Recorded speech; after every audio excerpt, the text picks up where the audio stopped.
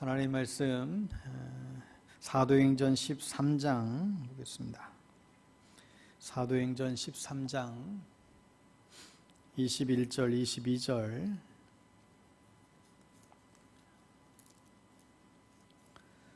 신약성경 사도행전 13장 21절 22절 우리 한 목소리로 같이 합독하여 찾았으면 있겠습니다. 사도행전 13장 21절 22절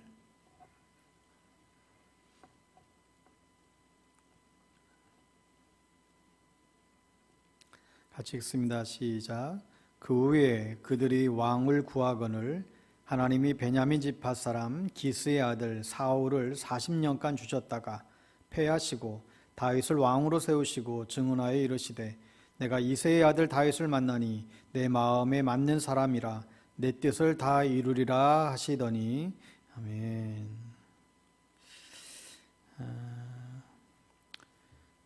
오늘부터 특세 기간 동안 다윗의 영성, 다윗을 통해서 배우는 이 영성 12번 시간을 갖게 되겠습니다. 오늘 읽은 본문에 의하면 다윗이 하나님의 마음에 합한 자가 되어 일생의 축복이 되었는데 우리가 오늘 이 원리를 배우기를 원합니다. 사실 오늘 내용은 어제 주일에 나눴던 내용과 거의 반복되는 내용입니다. 재탕이 아니라 한 번 더 강조하고자 지금 반복하여 지금 말씀을 전하고 있습니다. 여러분, 홍수는 있는데 사람들이 마실 물이 없다고 그러죠. 오늘날처럼 설교에 홍수가 또 있을까요? 제 설교는 우리 성도님들 몇 분 외에는 듣지 않지만 유명한 교회나 또 목회자들의 이 설교는 몇만 명이 클릭을 한대요. 야, 대단하지 않습니까?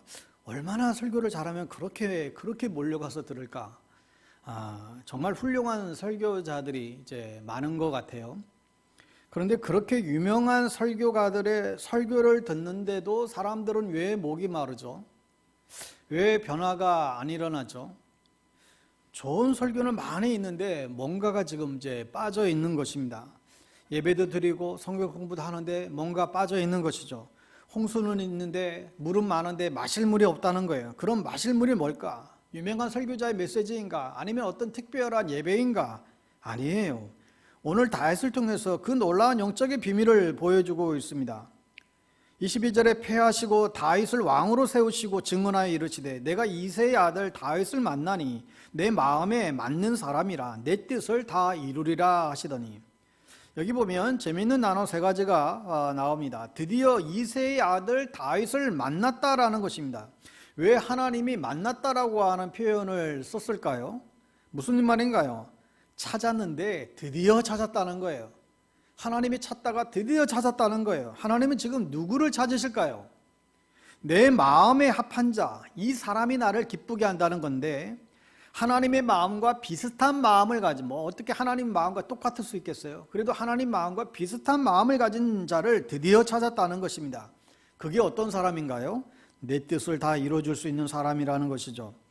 여러분, 우리가 예수 믿고 구원받고 천당 가는 것이 우리의 삶의 목적이 아니라고 했듯이 우리가 성숙해지고 정말 주님이 찾는 사람이 바로 너야. 어떻게 이런 얘기를 들을 수 있겠습니까? 도대체 다윗은 뭐가 있었을까요? 그런 칭찬을 받은 것입니까? 오늘 우리에게 주님이 찾아오셔서 널 찾았다고 했을 때 뭘 보고 찾은 것입니까? 목사를 보고? 성경 공부를 많이 했다고? 신앙 경력을 보고?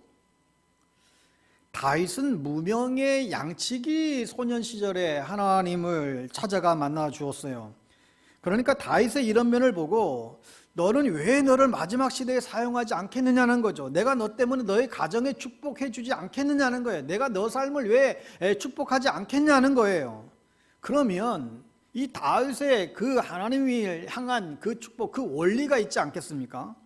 하나님이 도대체 다윗의 어떤 면을 보고 그에게 그분의 하나님의 기름 부으심과 당신의 그 축복과 은혜를, 그 능력을 안 줄 수가 없다라고 하는 것일까요? 도대체 다윗은 어떻게 하나님의 마음에 합한 자가 될 수 있었을까? 또 우리도 어떻게 하면 그렇게 또 될 수 있을까 질문해 볼 수 있습니다. 여러분, 정말 우리의 인생이 드라마틱한 인생을 살려면, 정말 하나님의 축복된 인생을 살려면 하나님의 마음에 합하면 되는 거죠. 여러분, 하나님은 우리가 실수해도 사랑하시고, 우리가 때때로 뒤로 후퇴해도 사랑하시고, 우리를 사랑하기로 하나님은 결정하셨습니다. 그런데 우리가 축복을 누리는 삶하고는 그건 조금 다른 차원인 것 같아요. 이건 주님의 마음에 어느 정도 합해야 되는 거죠. 하나님이 우리를 사랑하지만 정말로 하나님의 축복이 머무는 인생이 되려면 하나님의 마음이 어느 정도 합해야 된다는 거예요. 근데 그게 뭐냐는 거죠. 여러분 아시다시피 다윗은 여러 시전이나 여러 가지 삶의 배반, 또 인생의 수많은 위기를 겪었습니다. 그런데 하나님은 다윗의 그 모든 것을 다 통하여 내 마음에 합하다 했습니다. 그게 뭐냐는 거예요. 다윗은 오직 하나님의 기쁨에 그의 인생이 초점이 맞춰져 있었어요. 나 주님의 기쁨 되기 원하네. 이거 한 가지 했다는 거예요. 내가 원하는 한 가지 주님의 기쁨이 되는 것. 다윗의 그 하나님을 향한 오직 한 가지, 나는 당신의 주님의 기쁨이 되기 원한다. 그는 하나님께 미친 사람이었어요. 오직 그분의 뜻을 따르기를 원하고 갈망하는 거예요. 그의 삶을 통해서 하나님의 뜻을 이루고자 애쓰는 모습을 보면서 하나님이 보시고 와, 하나님이 탄성을 저지른 거예요. 어제도 말씀드렸지만 다윗은 사실 끔찍한 죄도 범했고 아주 불완전했던 인생이죠. 그런데 그에 비해서 그의 일평생의 그의 마음을 보면요, 너무너무 우리에게 감동을 줘요. 그의 시편이나 사무엘하를 보십시오. 하나님의 마음에 합한 자라고 명한 것은 주님을 갈망하며 온전히 주님을 예비하는 삶을 살았기 때문이에요. 내 영이 주를 찬양합니다. 내 영이 주를 찬양합니다. 내 영혼에서부터 주님을 향한 그 경배가 막 울려 퍼지는 것이죠. 여러분, 셀 모임에 은혜가 넘치려면 주님을 갈망하는 사람들이 모여있을 때 은혜가 사실 배가 되는 거예요. 믿음의 모임이 모였는데 가서 그 안에서 여러분 세상적인 얘기하면 안 돼요. 부정적인 얘기하면 안 돼요. 셀 모임하고 식사하면서 은혜 받은 말씀을 나누고 적용점들을 나누고 그래야지, 세상 얘기하고 정치 얘기하고 그래 버리면 그 셀 모임은 사실 죽는 거예요. 처음에는 흥미로운 얘기를 하기 시작하면 재미있는 것 같지만 그 얼마 못 가서 금세 남는 게 없어요. 세상 얘기하러 굳이 교회에 올 필요 뭐 있겠어요? 정치 얘기하러 굳이 뭐 교회 와서까지 뭐 할 얘기 뭐가 있겠어요? 영적인 얘기만 해야 돼요. 사실 우리 안에 영적인 얘기를 나눠야 우리의 영이 살지, 그러지 않으면 우리의 영은 비실비실 죽어가기 마련이에요. 그런데 자꾸 주변에서 자꾸 영적인 얘기를 해주면 내 영이 관심이 없다가도 그 영적인 얘기들을 들으면서 내 영이 기지개를 펴기를 시작해요. 그러면서 그냥 흘러가는, 주어들은 그 얘기를 통하여서도 그게 은혜가 흘러가서 어쩌다가 흘러 들어간 그 말씀이 내 일주일을 정말 떠나지 않는 것이죠. 이게 영적인 비밀이에요. 그러니까 오늘 다윗을 통해서 우리에게 이 평생의 축복, 일생의 그 행복의 비결을 말씀하시는 건데, 하나님이 진정 우리에게 축복의 비밀을 보여주시고자 지금 하시는 것입니다. 그게 뭐라고요? 어제 말씀드린 대로 하나님과의 교제예요. 하나님을 갈망하는 거예요. 다윗의 시편을 보면 정말 놀라워요. 그가 갈망하니까 하늘의 문이 그냥 열려버렸습니다. 우리가 갈급하지 않으면 우리 눈에 들어오지 않습니다. 예배도 우리가 갈망하며 드리면 정말 그 한 예배 때문에 우리가 미치는 거예요. 메시지가 다르게 들려요. 그런데 갈망이 없으면 들어오지 않아요. 정말 진정으로 내 영혼이 갈급할 때만, 설교를 들을 때도, 말씀을 묵상할 때도, 찬양할 때도 전혀 새로운 은혜고 우리에게 다가오죠. 그러니까 다윗은 별을 보고 주님을 묵상하고요, 양을 치면서 선한 목자 대신 주님을 묵상했고요, 그가 병들고 아플 적에도 늘 주님의 음성을 들으려고 하고요, 하나님에 대해서 알기를 원하고요, 날마다 그 천국이 그러니 그에게 임한 것이죠. 그는 정말로 행복자였습니다. 다윗은 누구보다도 행복한 사람이었습니다. 그 이유는 그가 많은 부와 명예를 가지고 있어서가 아니라, 위대한 지도력을 가진 왕이었기 때문도 아니라, 환경을 다 떠나서 오직 하나님을 향한 그 갈급함에 헐떡거렸던 사람이었기 때문에 그렇습니다. 그 갈급함이, 그 헐떡임이 여러분, 우리에게 없다면 우리는 아무리 해도 우리는 늘 부족한 인생을 살게 됩니다. 여러분, 우리가 옛날에는 저 사람 예수에 미쳤다 이런 말들을 사실 우리 믿음의 선배들은 이런 얘기를 많이 듣고 사실 살아왔지 않습니까? 그만큼 예수 믿고 나서 분명한 변화가 있었던 거예요. 그만큼 예수 중심의 삶을 살았던 것이죠. 과거와는 정말 다른 삶을 살아간 것이죠. 여러분, 미쳐도 예수에 미치면 정말 행복해요. 다른 것에 미치면 행복하지 않습니다. 자녀가 명문대학에 가고 성공하면 좋잖아요. 그러나 그것이 우리의 행복을 보장해 주지는 않습니다. 그러나 다윗의 이 비밀을 안다면 진짜 행복할 거라는 거예요. 인생의 비밀은 세상의 성공이 아니라 다윗은 늘 하나님께 그래서 말씀을 늘 달라는 거예요. 오직 주님으로 채워달라는 거예요. 여러분, 우리가 주님을 갈망하고 목말라 하면 하나님은 계속 채워주시게 됩니다. 그러나 목마르지 않으면 그 아무리 훌륭한 설교를 해도 귀에 들어오지 않아요. 오직 주 예수 그리스도만으로 우리는 채워주기를 기도해 보십시오. 우리의 영혼을 살리는 것은 말씀과 은혜입니다. 내 영혼이 원하는 건 오직 예수님이에요. 내 영혼이 원하는 거 있는 것은 오직 주님이시죠. 이런 사람을 주님은 찾고 있다는 거예요. 정말 주님 한 분만을 갈급해하는 사람을 주님은 찾으세요. 나에게 정말 미친 사람, 말씀에 미친 사람, 정말 주님과의 사랑에 미친 사람을, 나를 기쁘시게 하기 위해서 자신의 인생에 그 열정을 불태우고자 하는 사람을 주님은 찾고 있다는 사실입니다. 여러분, 우리 안에 예수로 채워지지 않으면 우리는 힘이 없습니다. 능력이 없습니다. 예수가 빠졌다라고 하는 것은 그분을 위한 열망, 주님을 위해서 살고 싶다라고 하는 이 열망, 이 마음이 식어진 것이죠. 여러분이 행복하지 않은 이유는 다른 게 아니에요. 돈이 아니에요. 코로나가 아니에요. 지금 나에게 미치지 않았다는 거예요. 주님을 갈망하고 있지 않다라는 것이죠. 나를 갈망하면 다 해결될 텐데, 나를 갈망하면 네가 원하는 것뿐만 아니라 세상에 줄 수 없는 것들을 내가 다 줄 수 있을 것인데, 정말 우리 안에 갈급함이 있으면 말씀 한 구절을 붙잡고 가슴이 불이 타오르고 찬송 한 곡을 부르다가도 하늘문이 열리고, 저도 경험해 봤거든요. 정말 똑같은 찬송 한 100번 불러본 적이 있어요. 찬송만 불러도요, 그 안에서 하나님이 그 하늘문을 여는 그런 그 영적인 은혜들을 우리 가운데 부어주시죠. 그의 소원이 정말 주님의 기쁨이 되기를 정말 원하고, 주님 더 가까이 가기를 원하고, 그럴 때 그 사람의 귀가 열리고 눈이 열리는 역사들을 우리는 보게 됩니다. 우리가 부족하고 연약하지만 주님의 말씀에 갈망하는 사람, 다윗처럼 사슴이 시냇물을 찾듯이 그 주님의 은혜에 목말라서 헐떡거리는 그 사람에게 하나님은 나의 목자가 되어주셔서 부족함이 없게 하시는 것입니다. 여러분, 지금 중국교회는 선교사님들 다 추방시켰고 교회의 십자가도 다 억지로 끌어내리는 그런 현상 가운데 철거되는 현상에 있습니다. 그렇다면 중국 그리스도인들은 불행한가요? 전혀 그렇지 않더라고요. 아무런 문제가 없어요. 교회가 문을 닫더라도, 목사들, 선교사들 다 추방하더라도 그들은 문제가 없어요. 그들은 온전히 주님께 미쳐 있어요. 정말 이들은요, 찬양을 한 곡으로도요 10시간을 불러요. 찬송가 하나를 가지고 10시간을 불러요. 여러분, 이게 가능합니까? 우리는 어쩌다가 5절, 6절짜리만 걸려도 눈살을 찌푸리잖아요. 이거 100절을 부르더라고요. 100절. 저희 오래전에 중국 갔을 때 얘기해요. 100절을 불러요.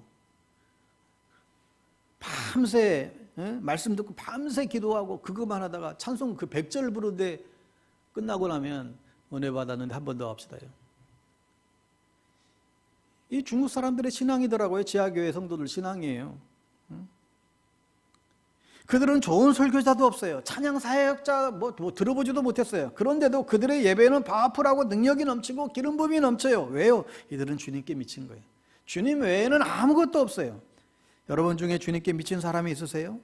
주님의 일에 미친 거 말고요, 주님 자신의, 주님 당신에게 미친 사람들 있으세요? 예수님께 미친 사람 계세요? 내 소원이 정말 주님의 기쁨이 되는 것이라고 여러분 고백할 수 있는 사람 있으세요? 여러분, 우리가 돈을 적당히 벌고 신앙생활을 오래 하는데도 내가 행복하지 않은 이유가 뭐냐? 너의 우선권이 나를 기쁘게 하는 데 있지 않다라고 하는 것입니다. 여러분 보면요, 극심한 환경 가운데서도 영혼의 부유함을 누리며 기뻐하며 살아가는 사람들이 있습니다. 그 삶이 아무리 빈곤해도 그 영혼만큼은 기뻐해요. 왜요? 주님을 사모하고 사랑하니까. 그러니까 그 인생은 그 어떤 사람들도 손을 못 대요. 무명의 중국의 그리스도인들이 공안에 잡혀서 아스팔트 그 거칠은 도로 위로 질질 끌려다니면서 매질을 당하면서 가요. 넌 누구냐 외쳐요. 나는 하늘에 속한 사람이요. 이들의 정체성이 분명한 거예요. 이 사람의 불타는 소원은 오직 주님의 기쁨이 되는 거죠. 우리 신앙생활의 목적은 이 주님과의 사랑에 미치는 거예요. 기도 응답이 목적이 아니고 주님께 갈급하고 이 애타는 심정으로 주님을 찾는 거예요. 갈급한 사람이 갈급한 마음으로 찬양을 하면요, 찬양의 기름 부으심이 임해요. 이 차이예요. 수많은 찬양을 불러도 내 안에 갈급함이 없으면 의미 없는 사실 메아리에 불과해요. 주님께 미치지 않은 거죠. 다윗은 얼마나 험악한 이 광야의 시절을 보냈는지 모릅니다. 지금 우리가 당하는 우리의 삶의 어떤 고난하고는 사실 어쩌면 비교할 수도 없는 엄청난 핍박과 배반과 그런 고독 속에서 다윗은 살았습니다. 그런데 그런 광야 속에서 다윗은 행복의 비밀을 알았어요. 오로지 예수로만 그 심령이 채워질 때만 그걸 바란 거죠. 그랬더니 하나님이 그 모습을 보고 기뻐하면서 내가 하늘의 문을 열어주겠다. 여러분, 세상에 무엇을 가져도 그 영혼은 채워지지 않습니다. 우리의 심령은 오직 하나님으로 예수로 채워질 때만 우리는 비로소 영혼의 부유함을 누릴 수 있도록 하나님이 그렇게 만들어 놓으셨죠. 여러분, 우리의 신앙이 뜨겁다가도 우리가 식어지는 이유가 어디 있습니까?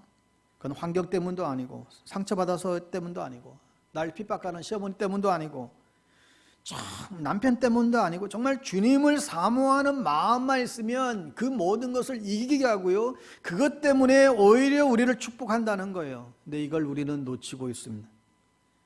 그러니까 주님께 미쳐버리면 모든 것을 하나님이 이기게 하시고 하나님이 모든 걸 움직이게 하세요. 여러분, 주님께 정말 빠진 사람은 절대 시험에 안 걸립니다. 봉사하다가 시험에 안 걸려요. 그러나 돈 버느라고 주님을 사모하는 것을 놓쳐버리게 되면 분명 더 큰 어려움이 밀려와요. 우리가 왜 교회에 나와요? 주님 때문에 오는 거예요. 우리가 왜 헌신해요? 주님 때문에 오는 거죠. 하는 거죠. 여러분, 주님께 미치지 않으면 신앙생활은 짐이 되는 거예요. 누가 이 새벽 기도를 읽고 특세를 만들어가지고 짐이 되는 거죠. 그러나 여러분이 정말 주님께 대해서 목마르고 갈급해하면 주님이 여러분의 삶의 문제들도 사실 해결하십니다. 이기게 하세요. 여러분, 씨 뿌리는 비유의 말씀을 우리 기억합니다. 똑같은 말씀을 전해도 어떤 이는 길가에 바위에, 또 어떤 이는 가시떨기에 도착밭에 떨어져요. 결국 그 옥토와 같은 그 마음이 필요하다 그러잖아요. 그 옥토가 어떤 마음이에요? 바로 오늘 이 다윗의 마음인 거예요. 주님이 기쁨이 되고 싶어요. 주님이 채워주지 않으면 내 인생 아무 의미가 없어요.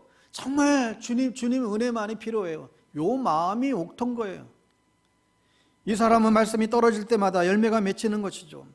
그 마음이 없으면 아무리 새로운 메시지를 들어도 소용이 없습니다. 그게 변화를 주지도 않고 행복을 주지도 않아요. 그러나 주님을 사모하면 때로는 말씀을 묵상하다가 그 단어, 말씀 한 구절이, 한 문장이 여러분의 가슴을 뜨겁게 하고 놀라운 역사를 일으켜요. 그래서 이 다윗의 소원은 오직 한 가지, 주님께 미치는 거예요. 그래서 자기를 죽이려 드는 사울 왕이 담배 들어도 문제가 되지 않아요. 자기 자식이 구테타를 일으켜도 그게 문제가 되지 않아요. 주님 한 분만 예배하고 경배하고 나아가니까 나머지는 주님께서 그 모든 문제들을 다 해결해 주셨어요.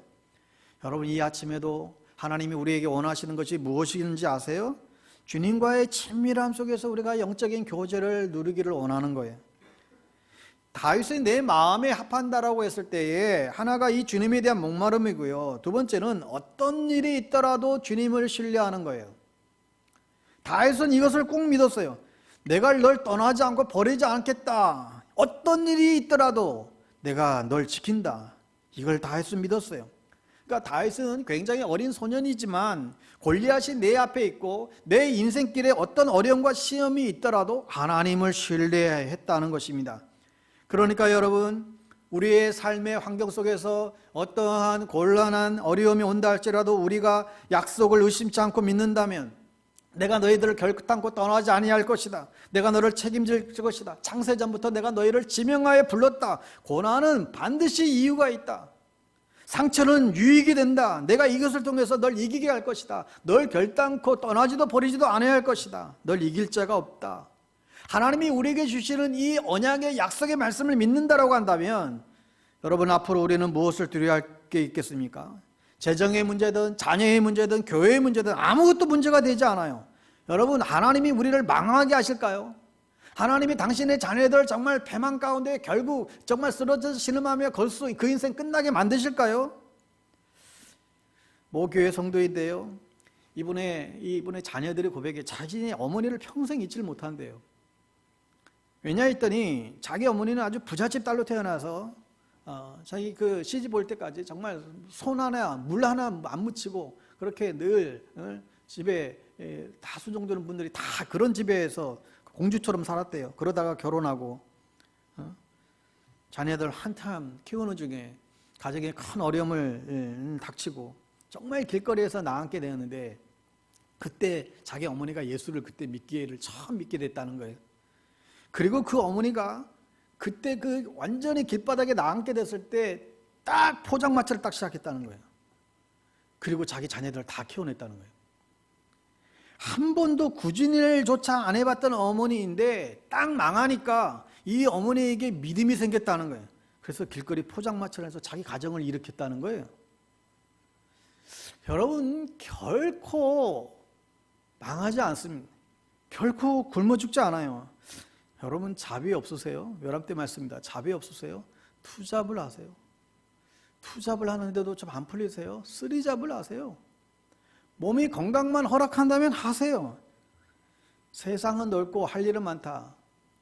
세상 인생 경영 철학을 말하려는 게 아니에요. 그 말을 했던 대우회 회장님도 그 말년에 비참하게 그 인생 맞이했잖아요. 그게 아니라 하나님 안에 있으면 능치 못할 일이 없다라는 거예요.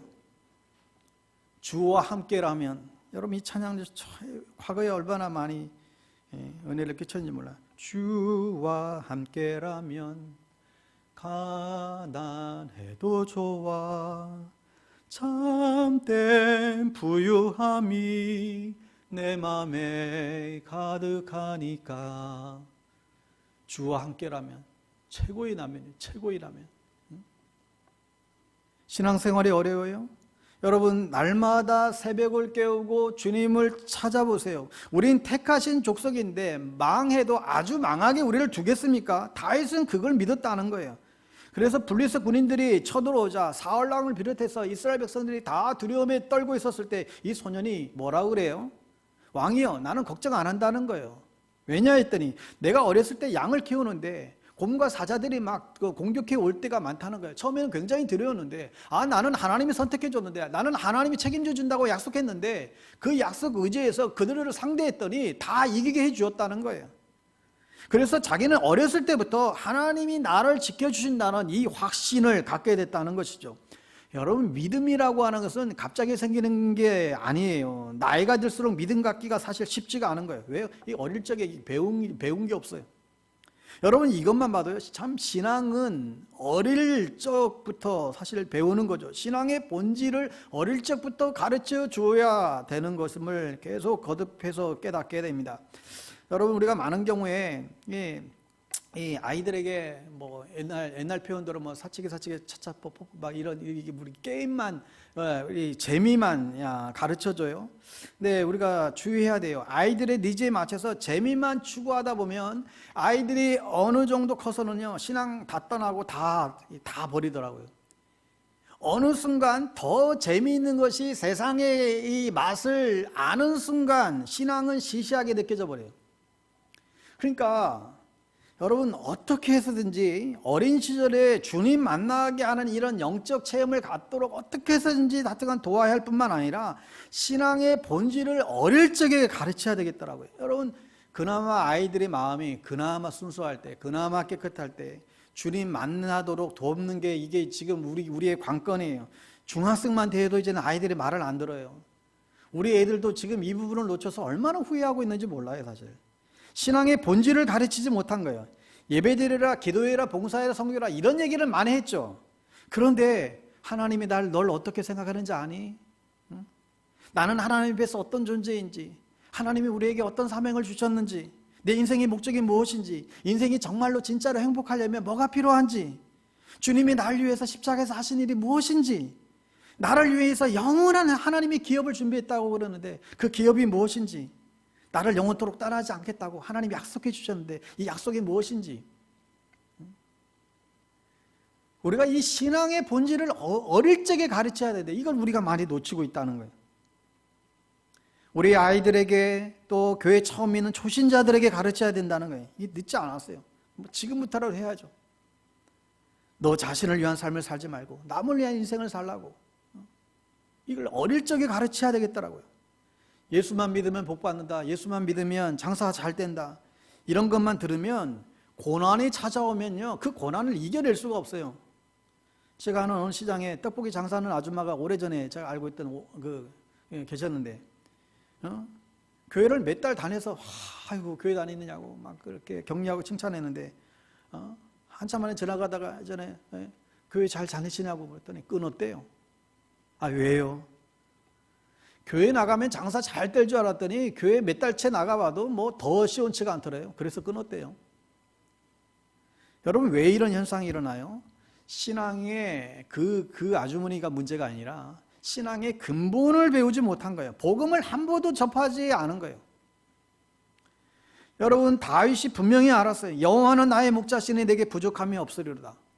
이 고백이 평안할 때의 한 고백이 아니잖아요. 골리앗이 달려들더라도 여호와가 나의 목자이신데 감히 나를 어떻게 하겠느냐는 거예요. 내가 여기서 죽으면 어떻게 되겠느냐는 거죠. 내가 비즈니스가 어려울 때 내가 여기서 망하면 어떻게 되겠느냐는 거예요. 지금 살아 역사하시고 우주 만물을 통치하신 하나님이 계신데 나를 영원토록 망하게, 끝까지 망하게 해버리시면 나를 어떻게 되겠냐는 것이죠.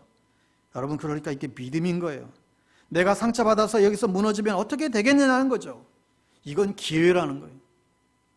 재정의 권리와 상처의 권리하사 세상이 무너져도 나는 결코 무너지지 않는다는 것입니다. 왜요? 내가 주님을 신뢰하기 때문에. 이게 믿음인 거예요. 그러니 하나님이 하늘의 문을 열어주지 않으실까? 여러분, 다윗은 어릴 적부터 조금씩 이런 훈련을 받으니까 골리앗이라고 하는 엄청난 문제가 닥쳐도 조금도 당황하지 않고 도망치지 않고 두려워하지 않잖아요. 그런데 왜 우리는 하나님의 약속을 우리는 믿지 않습니까? 고난이 축복이라는 것을 왜 믿지 않습니까? 합력하여 선을 이룬다는 것을 왜 믿지 못합니까? 이 위기가 믿음의 기회라는 것을 왜 믿지 않으세요? 코로나의 위기가 기회라니까요. 여러분, 기회예요. 코로나는. 특히 약한 사람들은 기회예요. 그동안 공부 안 했던 사람들은 기회예요. 골리앗은 우리의 믿음을 키워주는 도구에 불과하다는 거예요. 만약에 우리가 골리앗 때문에 무너진다라고 한다면 우리가 믿는 하나님이 아니죠. 하나님은 다 이기게 하세요. 그런데 우리가 이것을 이길 수 있는 믿음이 없는 거예요. 주님이 오늘 우리에게도 외치고 있습니다. 나 하나님이야. 난 약속을 지키는 분이야. 나를 믿고 나를 따르려면 아무런 문제가 없어. 우리를 훈련시키는 거죠. 여러분, 어려운 상황일 때 자꾸 힘들다고 하지 마세요. 이 얘기를 뭐 힘든 건 힘든 거잖아. 근데 우리의 입술을 바꾸자는 거예요. 힘들지만 이건 하나님의 축복의 기회야. 이건 하나님의 또 다른 기회야. 자녀들한테도 재정이 어렵다고 우리 집 돈도 없는데 푸념 늘어놓지 마세요. 이거 기회야. 상처받을 적에 조심하세요. 기회예요. 하나님이 어떤 선한 뜻이 있을 거예요. 여러분, 그래야 우리 안에 믿음이 생기는 거예요. 이건 훈련인 것이죠. 여러분, 환경이 아니에요. 정말 예수예요. 예수. 그러니까 인생의 목적은 고난이 있을 적에 하나님을 신뢰하는 것입니다. 그러면 믿음이 자라요. 그러면 하나님의 문이 열려요. 놀라운 축복을 주세요. 믿음이 자라기까지 하나님이 어쩌면 우리에게 고난을 주시는 거예요. 고난을 주시되 여러분, 우리를 망하게 하지 않고 감당치 못할 시험을 허락지 아니하시고 반드시 피할 길을 주세요. 우리가 이 비밀을 내 것으로 삼을 때 그 다음부터는 환경이 나를 지배하는 것이 아니라 내가 환경을 지배하는 사람으로 우리는 우뚝 설 수 있게 됩니다. 아무쪼록 오늘 다윗이 하나님의 마음에 합한 자가 되어 쓰임 받았듯이 우리가 이 다윗의 영성들을 계속해서 배워가면서 하나님의 기쁨을 위해서 자신을 드리는 그 하나님이 찾으시는 그 한 사람, 여러분들이 주인공이 될 수 있게 되기를 주의 이름으로 축복합니다. 기도하겠습니다. 하나님 아버지, 이 아침에 우리의 인생의 목적이 하나님의 기쁨에 있음을 다윗을 통하여 다시 한번 발견케 하시니 감사합니다. 우리가 세상의 것이 아니라 오직 주님으로 우리의 영혼을 채워갈 때에 우리에게 필요한 모든 것들을 주님은 또한 다 공급해 주신다는 것 우리가 또한 분명히 믿습니다. 오직 주님만을 갈급해하고 정말 예수님께 미친 삶, 하나님의 마음에 합한 인생들, 그 주인공이 우리 자신들이 되어줄 수 있도록 주님의 은혜를 더하여 주시옵소서. 우리의 삶 가운데에 수많은 골리앗들이 쳐들어온다 할지라도 조금도 굴하지 않고 믿음으로 돌파해 나갈 수 있도록 저희들을 붙잡아 주시옵소서. 참으로 하나님, 오늘 우리가 살아가는 이 세상이 참 너무나 녹록지 않습니다. 하루 앞을 정말 내다보지 못하는 긴장의 연속이고 또 가슴을 조여야 되는 일들이 너무나 많이 있습니다. 하나님, 그 와중에서도 하나님 우리의 믿음을 훈련시키시고 우리의 믿음을 키우시고자 하시는 그 하나님의 그 선하신 계획하심들을 우리가 놓치지 않게 해주시고, 하나님 그리하여 어떤 파도가 어떤 삶의 역경들이 우리 가운데에 몰려온다 할지라도 오히려 그것을 향해서 담대하게 아버지 하나님 선포하고 대적하며 물리치며 달려나아갈 수 있는 하나님 믿음의 용사들로 우리가 우뚝 설 수 있도록 하나님 저희들을 준비시켜 주시옵소서. 예수님의 이름으로 기도드리옵나이다. 아멘.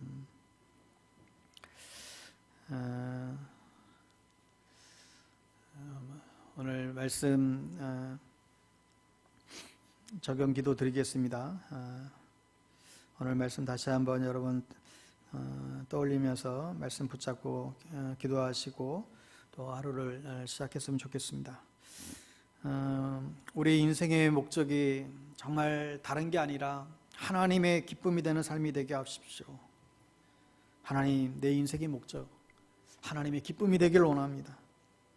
정말 주님을 향한 그 갈망으로 내 영혼을 채우게 하시고 항상 주님께 목마른 인생이 되게 해달라고, 세상의 헛된 것에 미친 인생이 아니라 정말 예수님의 사랑에 미치고 복음에 미친 그런 인생을 살게 해달라고, 어떤 어려운 환경 가운데도 주의 약속의 말씀 붙잡고 담대하게 나아갈 수 있도록 붙들어 달라고, 우리 자녀들 어린 시절부터 하나님을 경험하고 신앙의 본질을 배우며 자라날 수 있도록 우리의 자녀들 붙들어 달라고,